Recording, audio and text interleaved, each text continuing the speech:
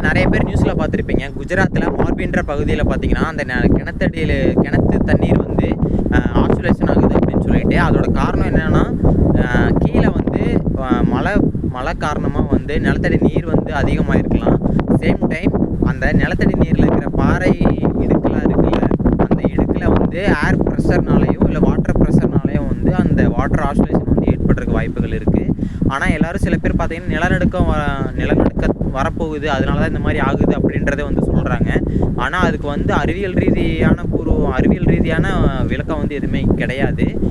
அதோட முக்கியமான காரணம் என்னன்னு கேட்டிங்க அப்படின்னா, கீழேயும் வந்து வாட்டர் ஃப்ளோ ஆகுது, சேம் டைம் மழை பெய்யுது, அந்த மழையோட வாட்டர் லெவல் வந்து கீழேருந்து இன்க்ரீஸ் ஆகுது அப்படின்ற காரணத்தினால அந்த வாட்டர் ஃப்ளோ வந்து ஏற்படுறதுக்கு வாய்ப்பு இருக்குது.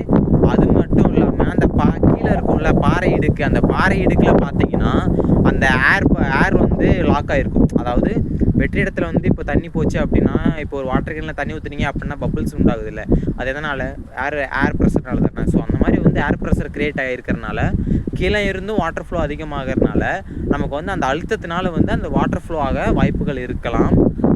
இது வந்து ஒரு சயின்டிஃபிக்கான ஒரு இதுதான். வேணும் கூகுளில் எல்லாம் ChatGPT வேணாலும் கேட்டு பாருங்கள். பட் ஆனால் எர்த்துக்கு தான் வரப்போகுது, அதனால தான் ஆகுது அப்படின்னா வந்து பார்த்திங்கன்னா தண்ணி ஃப்ளோ வந்து கீழே இறங்கி இருக்கலாம்.